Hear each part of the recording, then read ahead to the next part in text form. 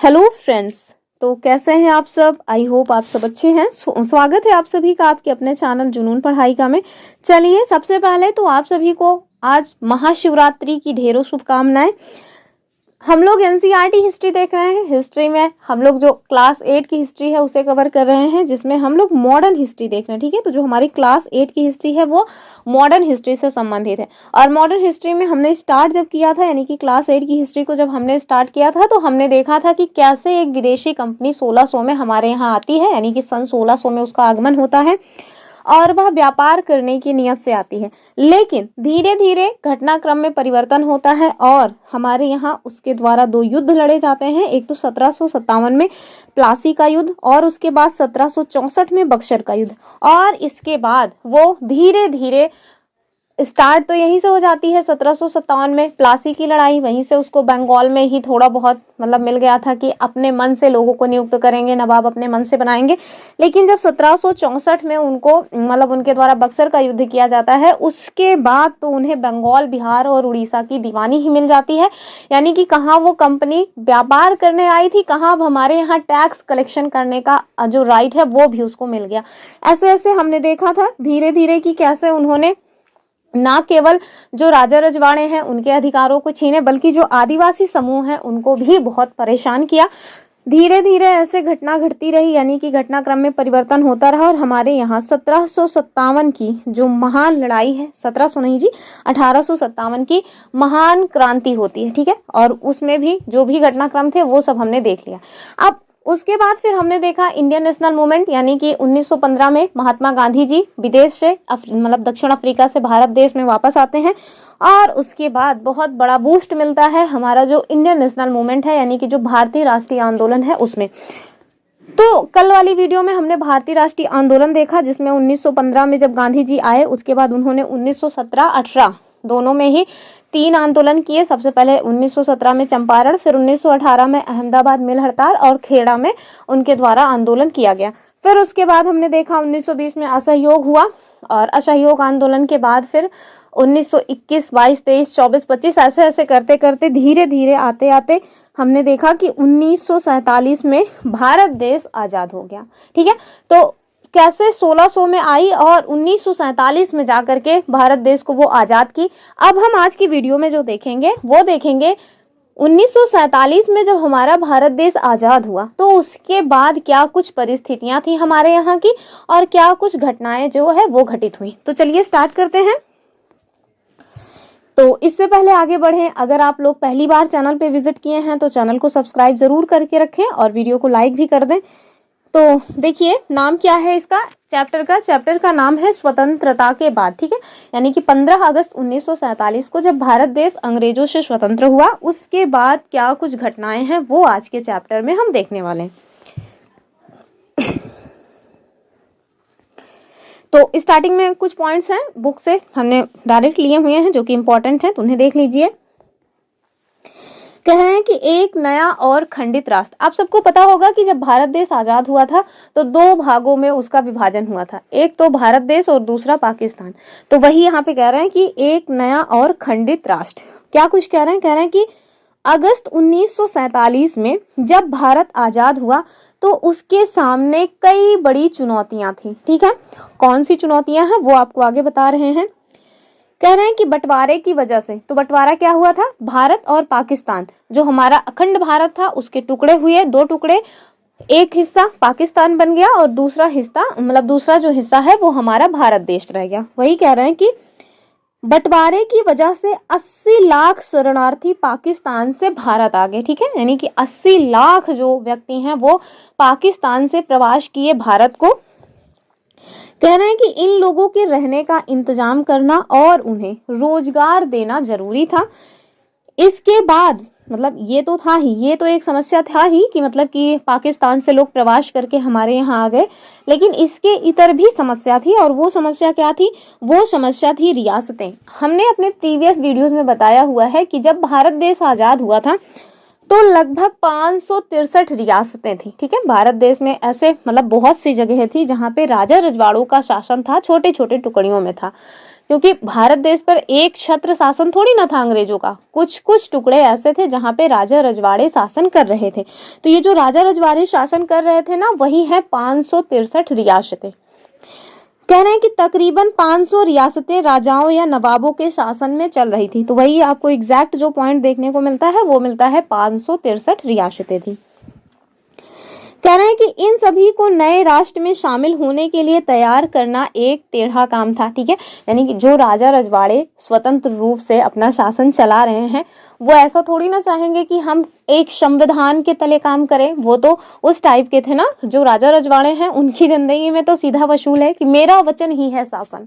तो जब वो स्टार्टिंग से हमेशा से मेरा वचन ही है शासन के रूप में काम करते आ रहे हैं, तो उन्हें ये मानना बहुत इजी थोड़ी ना जाएगा कि एक मतलब कि संविधान होगा, हम लोग संविधान का पालन करेंगे, सर्वोच्च संविधान होगा। ये सारी चीजें ना एकदम नई नई थी। तो वही कह रहे हैं कि ये एक टेढ़ा काम था कि इन रियासतों को अखंड भारत या भारत देश में मिलाया जाए।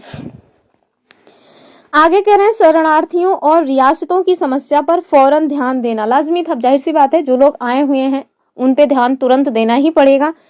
कह रहे हैं कि लंबे दौर में इस नवजात राष्ट्र को एक ऐसी राजनीतिक व्यवस्था भी विकसित करनी थी जो यहाँ के लोगों की आशाओं और आकांक्षाओं को सबसे अच्छी तरह व्यक्त कर सके।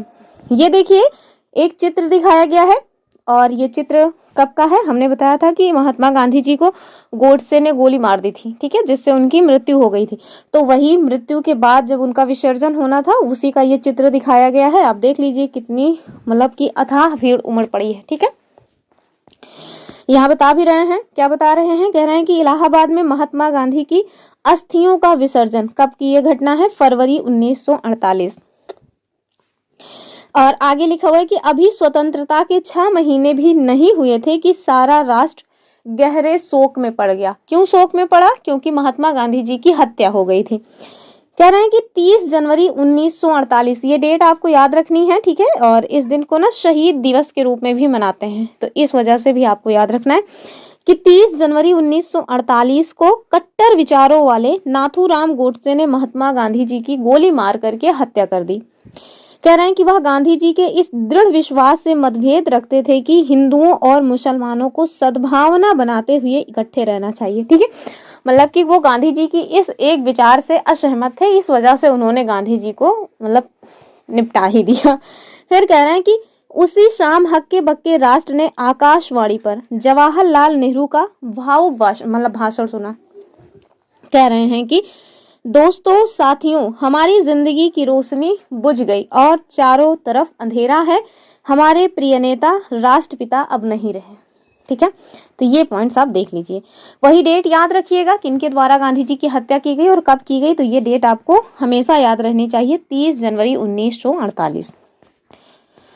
अब हम लोग अपना क्वेश्चन शुरू करेंगे। कल वाली वीडियो में हमने आपके लिए एक क्वेश्चन छोड़ा था, और वो क्वेश्चन क्या था कि जलियांवाला बाग हत्याकांड के समय पंजाब के गवर्नर जनरल कौन थे? हमारे पास विकल्प क्या है? Lord Curzon.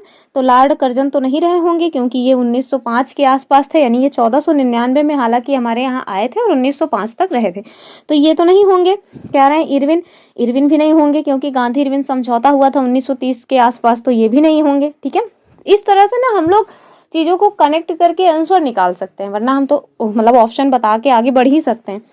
फिर कह रहे हैं चेम्सफोर्ड। तो आप देखिए जो जलियांवाला बाग हत्याकांड हुआ है ये कब हुआ है? 1919 में। ठीक है, और एक एक्ट भी आया था चेम्सफोर्ड, मतलब कि मॉन्टेग्यू चेम्सफोर्ड अधिनियम करके, और वो कब आया था? वो भी आया था 1919 में।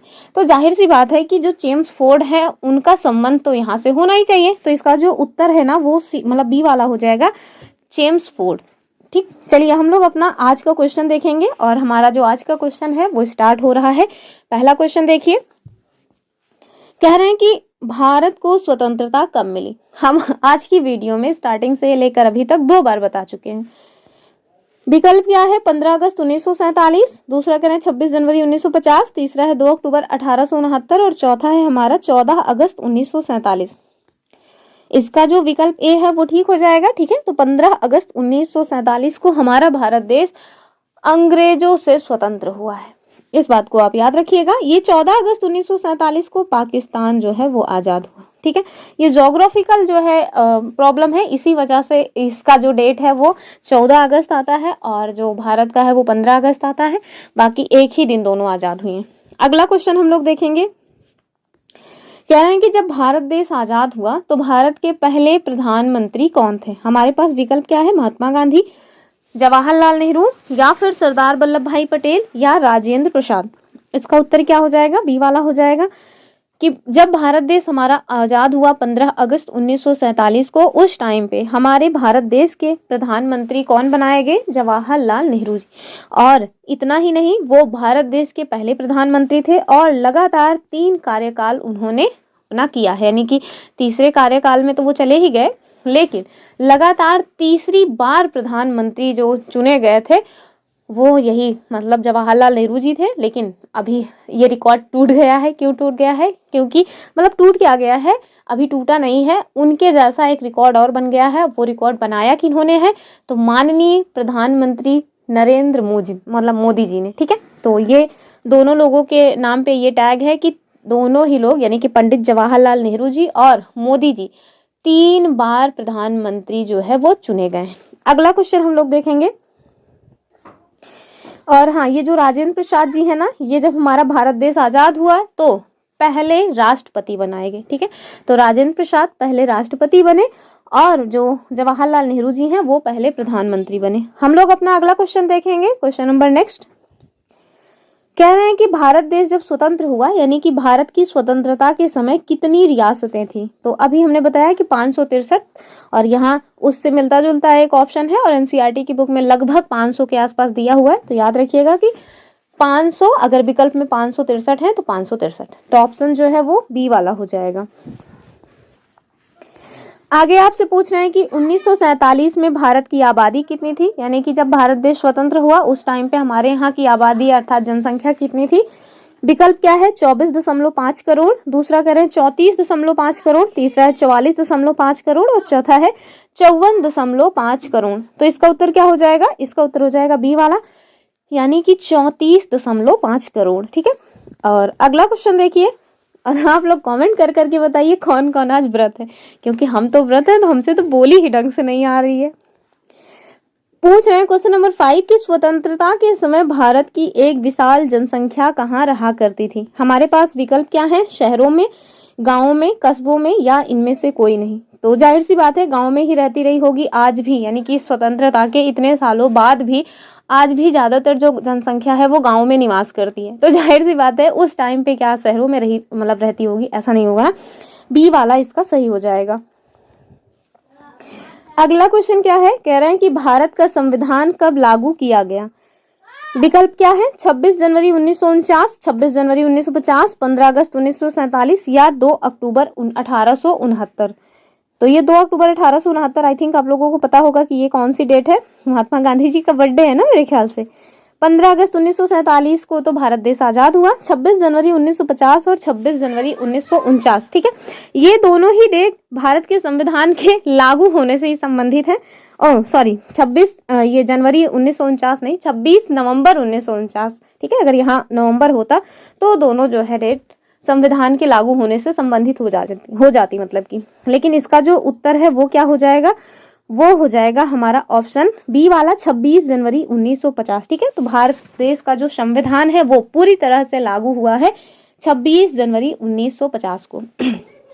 चलिए आप इसको देखिए, नए संविधान की रचना करके एनसीईआरटी में दिया हुआ है और इसमें क्या कुछ पॉइंट है, कह रहे हैं कि दिसंबर 1946 से लेकर के नवंबर 1949 के मध्य लगभग यानी कि तकरीबन 300 भारतीयों ने देश के राजनीतिक भविष्य के बारे में लंबा विचार विमर्श किया, ठीक है। और क्या, लेकिन एक बात याद रखिएगा, ये जो तकरीबन लिखा है ना, तो इसका मतलब ऐसा नहीं कि मतलब 300 थे, लगभग 284 के आसपास मेंबर्स आपको इसमें देखने को मिलेंगे। तो और वैसे भी जो मतलब कि संविधान जब लागू हुआ है ना, उस पे जो सिग्नेचर की गई है वो 284 मेंबर्स की हैं। तो अगर एग्जैक्ट पूछा जाए और उसमें 284 रहे ना, तो आपको 284 टिक करना है, 300 तो कभी मत टिक करिएगा। और एनसीईआरटी में ना आप देखेंगे कि जो फैक्ट्स दिए हैं ना वो एग्जैक्ट फैक्ट्स नहीं है, ठीक है। उसमें आप देखिए तकरीबन, लगभग, इस तरह के पॉइंट्स लिखे हुए हैं। तो एग्जैक्ट वो पॉइंट्स उत्तर में नहीं माने जाएंगे। तो क्या कह रहे हैं कि दिसंबर 1949 से नवंबर 1949 के बीच तकरीबन 300 भारतीयों ने देश के राजनीतिक भविष्य के बारे में लंबा विचार विमर्श किया। यद्यपि इस संविधान सभा ने, यानी कि ये जो तकरीबन 300 मेंबर्स हैं ना, ये कौन मेंबर्स हैं? तो ये लोग, भारत देश में एक संविधान सभा बनाई गई और उस संविधान सभा के मेंबर्स थे। ठीक है, यानी कि भारत देश में जो संविधान लिखा जाना था, उस संविधान को लिखने के लिए एक संविधान सभा का गठन किया गया। उस संविधान सभा में लगभग 300 या अगर 284 मेंबर्स हों या 292, इस टाइप से अगर कुछ भी मतलब की संख्या दी गई है तो आप उसको जो है टिक करिएगा। फिर कह रहे हैं कि इनकी जो बैठकें हुआ करती थी वो कहाँ होती थी? याद रखिएगा कि नई दिल्ली में आयोजित की गई थी। परंतु जो इनके मेंबर्स थे वो ऐसा नहीं है कि नई दिल्ली से ही थे। इसके जो मेंबर्स हैं वो मतलब कि पूरे देश में फैले हुए थे और वे बहुत सारी राजनीतिक पार्टियों के प्रतिनिधि थे। यानी कि ऐसा नहीं है कि वो केवल और केवल इंडियन नेशनल कांग्रेस के थे, नहीं, वो लोग अलग अलग पार्टियों के प्रतिनिधि थे और पूरे ही देश में फैले हुए थे। कह रहे हैं कि इन्हीं चर्चाओं के परिणाम स्वरूप भारत का संविधान लिखा गया और उसे 26 जनवरी 1950 को लागू किया गया। तो ये जो 26 जनवरी 1950 है, ये संविधान पूरी तरह से लागू करने की डेट है, लेकिन उसके पहले भी हमारे जो संविधान है उसका कुछ हिस्सा लागू कर दिया गया था। और वो कब किया गया था? वो था हमारा 26 नवंबर 1949। ठीक है, ये सारे पॉइंट्स ना मैंने अपने लूसेंट पॉलिटी की जो कराई हुई है सीरीज, उसमें ये सारे पॉइंट्स बताए हैं। उसमें संविधान सभा नामक एक चैप्टर करवाया है, आप उसको देख लें तो आपको लगभग संविधान सभा से रिलेटेड जो क्वेश्चंस हैं वो सब बन जाएंगे। फिर आप देखिए नेक्स्ट क्वेश्चन क्या कह रहे हैं? कह रहे हैं कि हमारे संविधान की क्या एक खासियत थी? विकल्प क्या है? सार्वभौमिक वयस्क मताधिकार, दूसरा कह रहे हैं धार्मिक स्वतंत्रता, तीसरा कह रहे हैं समानता का अधिकार और चौथा है इनमें से कोई नहीं। तो उत्तर क्या हो जाएगा? ए वाला हो जाएगा, यानी कि सार्वभौमिक वयस्क मताधिकार। तो हमारे संविधान की ये एक मतलब कि बहुत ही महत्वपूर्ण विशेषता है, एकदम क्रांतिकारी कदम माना जाता है। ये क्यों क्रांतिकारी कदम माना जाता है? क्योंकि उस टाइम पे और आज के टाइम पे भी जो विकसित कंट्रीज हैं, जैसे कि यूएस हो गया, मतलब कनाडा हो गया, ब्रिटेन हो गया, ये जो ब्रिटेन है जो कि हमें आए थे प्रबुद्ध बनाने के लिए, इनके यहाँ भी सार्वभौमिक मतलब कि वयस्क मताधिकार या सार्वभौमिक जो मताधिकार पद्धति है वो स्टार्टिंग में नहीं थी। ठीक है, जबकि हमारे यहाँ जैसे ही भारत देश आज़ाद हुआ, हमारे यहाँ चुनाव हुए, तो हमारे यहाँ सार्वभौमिक वयस्क मताधिकार का जो सिद्धांत है वो लागू किया गया। अब आप लोग सोच रहे होंगे आखिर ये है क्या?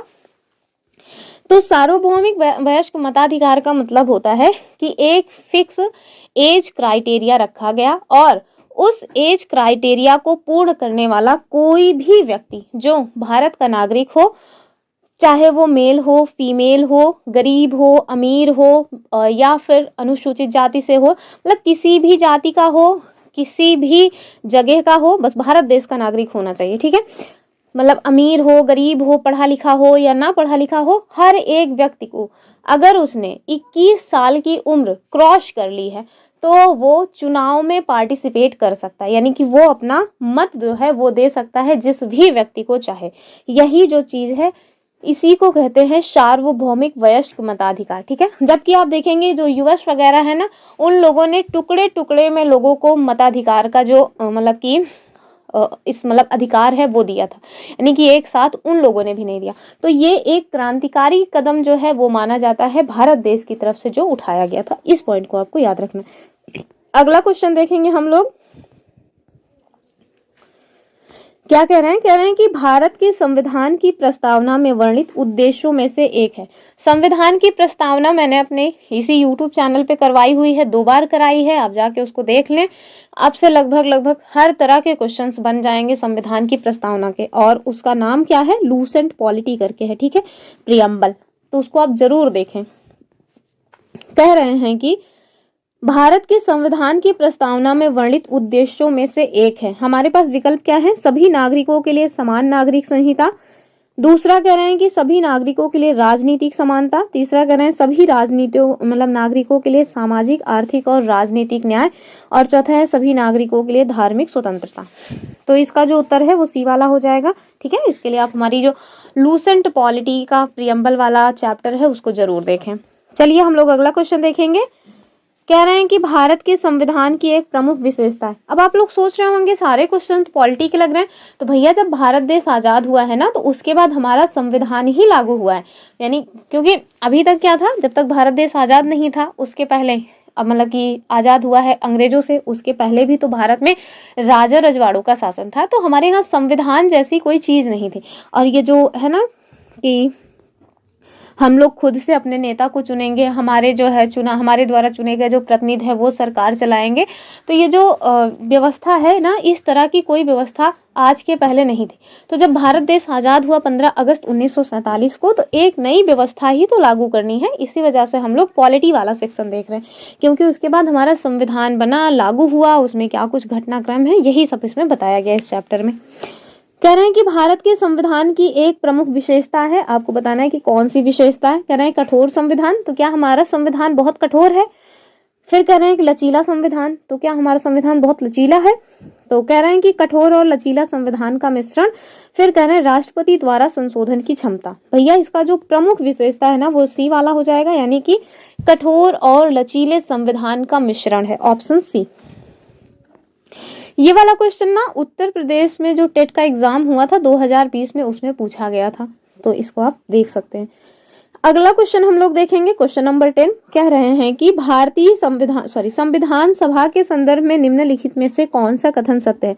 तो संविधान सभा क्या है, वही जो मेंबर्स, मतलब लगभग अभी देखा हमने कि लगभग 300 मेंबर्स जिनके द्वारा संविधान का प्रारूप, मतलब कि संविधान बनाया गया, संविधान कैसे होंगे, क्या कुछ पॉइंट्स उसमें दिए जाएंगे, उस पर जो विचार विमर्श किया गया, उसी में उन्हीं मेंबर्स से बनी हुई जो कमेटी थी उसी को हम लोग संविधान सभा कहते हैं। तो वही पूछ रहे हैं, कह रहे हैं कि उस संविधान सभा के बारे में कौन सा स्टेटमेंट सही है। हमारे पास विकल्प क्या है, कह रहे हैं कि संविधान सभा में केवल उच्च जातियों के जो सदस्य हैं उनको शामिल किया गया, तो ये तो बहुत गलत बात है।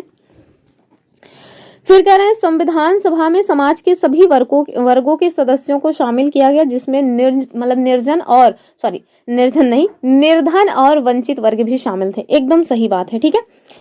फिर कह रहे हैं कि संविधान सभा में महिलाओं का कोई प्रतिनिधित्व नहीं था, बहुत गलत बात है। आप देखेंगे कि संविधान सभा में 15 महिलाएं थी, ठीक है, और उनके नाम में भी आप जाकर के देख सकते हैं, मैंने सब करवाया। अब जाहिर सी बात है 15 के नाम मुझे वैसे थोड़ी ना रट्टे याद है, लेकिन हाँ एक नाम हमेशा याद रहता है, आपको भी याद रहना चाहिए। वो क्या है कि एक मुस्लिम महिला थी जिनका नाम था बेगम एजाज रसूल, ठीक है। फिर कह रहे हैं संविधान सभा ने छुआछूत के चलन को बढ़ावा दिया। अरे भैया जब छुआछूत के चलन को बढ़ावा ही देना था तो संविधान बनाने की क्या जरूरत थी। छुआछूत तो पहले ही अपने चरम पे था, तो उसको बढ़ावा नहीं दिया गया, उसको समाप्त किया गया। हमारे संविधान के भाग 3 में आर्टिकल 17 में अस्पृश्यता के अंत की बात की गई है, और वो जो अस्पृश्यता के अंत की बात है ना वो यही है कि छुआछूत को समाप्त किया जाए, ठीक है। तो इसका उत्तर क्या हो जाएगा, बी वाला हो जाएगा। ये देखिए यहाँ कुछ पॉइंट्स दिए हुए हैं, और वो क्या है, कह रहे हैं देखिए जैसे कुछ लोगों का ऐसा मानना था कि जो कुछ महत्वपूर्ण काम है, महत्वपूर्ण रोजगार हैं, जैसे जो प्रतिष्ठित जॉब्स हैं उसमें जो मतलब कि निम्न जाति के लोग हैं उनको प्रतिनिधित्व नहीं दिया जा सकता। लेकिन हर एक व्यक्ति का ऐसा मानना नहीं था। कह रहे हैं कि परंतु जैसा कि संविधान सभा के एक सदस्य जिनका नाम क्या था, वो थे H.J. खांडेकर, ठीक है, ये नाम याद रखिएगा, ये वाला स्टेटमेंट याद रखिएगा, डायरेक्ट ये स्टेटमेंट बन सकता है। तो जो H.J. खांडेकर थे ना, इन्होंने कहा कि भैया ये जो आप कह रहे हो कि जो हरिजन हैं, जो निम्न जाति के लोग हैं, जिन्हें आप लोगों ने अछूत का दर्जा दे रखा था, इन्हें सरकारी नौकरियों में जो प्रतिष्ठित जॉब हैं जैसे ग्रुप ए की जो जॉब्स हैं उन पे नहीं रखा जा सकता। तो उन्हीं के खिलाफ ये बात उन्होंने कही है, किन्होंने, तो H.J. खांडेकर ने। और क्या कहा इन्होंने, कहा कि हरिजनों की अक्षमता के लिए ऊंची जातियां ही जिम्मेदार हैं। और बात भी एकदम सही है, क्योंकि ऊंची जातियों ने ही जो उन मतलब हरिजन लोग थे उन्हें हमेशा मुख्य धारा से बाहर रखा, उन्हें मुख्य धारा में आने ही नहीं दिया, ठीक है।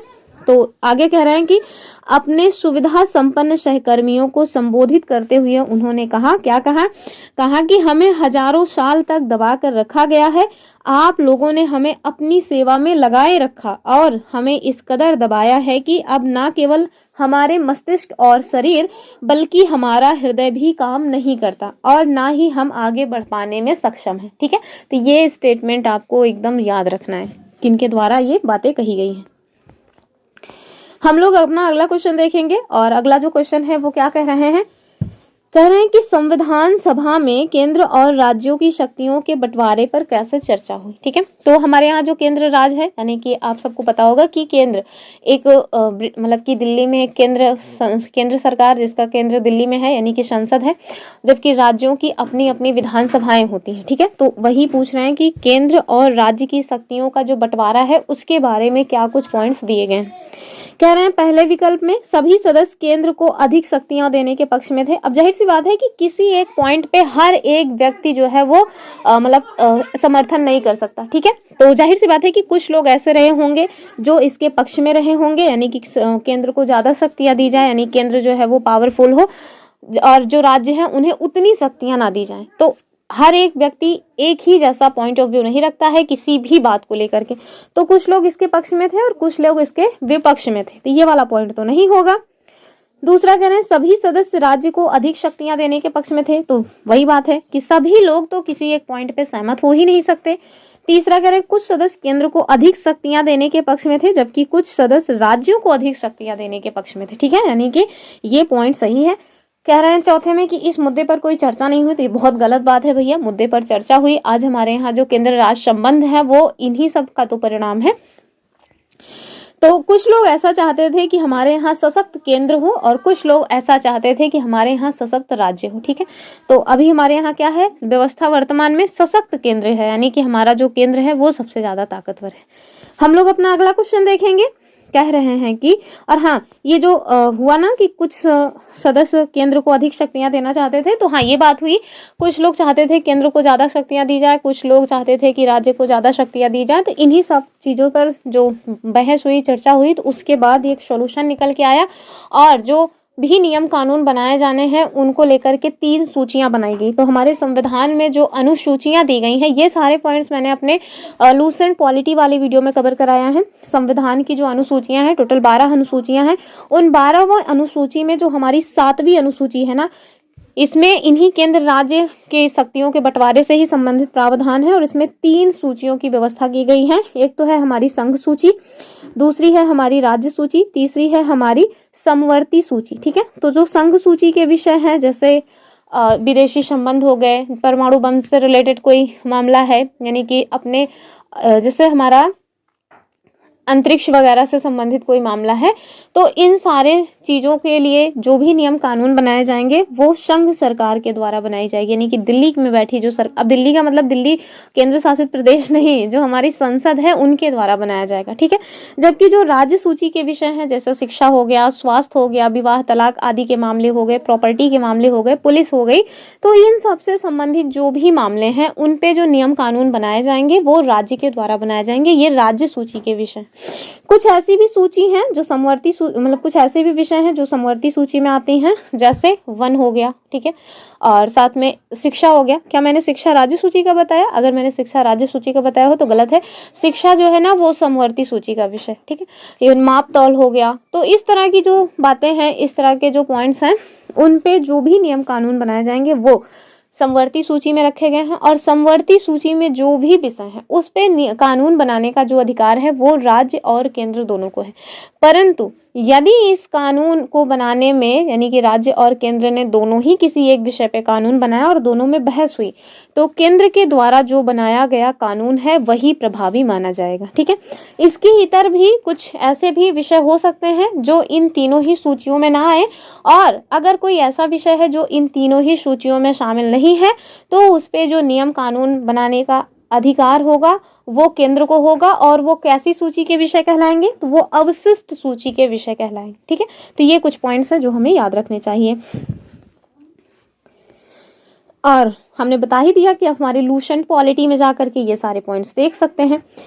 कह रहे हैं कि आप अगला क्वेश्चन बताइए, स्वतंत्रता के बाद भारत के सामने सबसे बड़ी चुनौती क्या थी? यानी कि भारत देश स्वतंत्र तो हो गया, हमने देखा कि कैसे 34.5 करोड़ जो है आबादी थी जब भारत देश स्वतंत्र हुआ। तो भारत स्वतंत्र हुआ है तो ऐसा तो है नहीं कि अब सब कुछ बल्ले बल्ले हो गया, उस टाइम पे बहुत सारी चुनौतियां भी रही होंगी। ठीक है, तो वही कह रहे हैं कि हमारे सामने कौन सी चुनौतियां थी। विकल्प क्या है?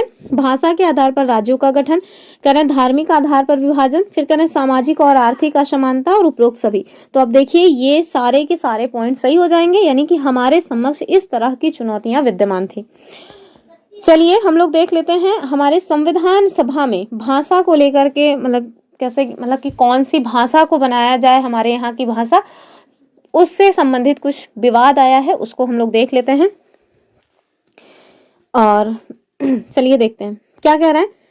कह रहे हैं कि संविधान सभा में भाषा के सवाल पर काफी तीखी बहस हुई। ठीक है, बहुत सारे लोग ऐसा चाहते थे कि अंग्रेजी के साथ, मतलब जो अंग्रेज हैं वो लोग जा रहे हैं तो उनके साथ उनकी भाषा को भी विदा कर दिया जाए, अर्थात अंग्रेजों के विदाई के साथ साथ उनकी जो भाषा है अंग्रेजी, उसकी भी विदाई हो जानी चाहिए।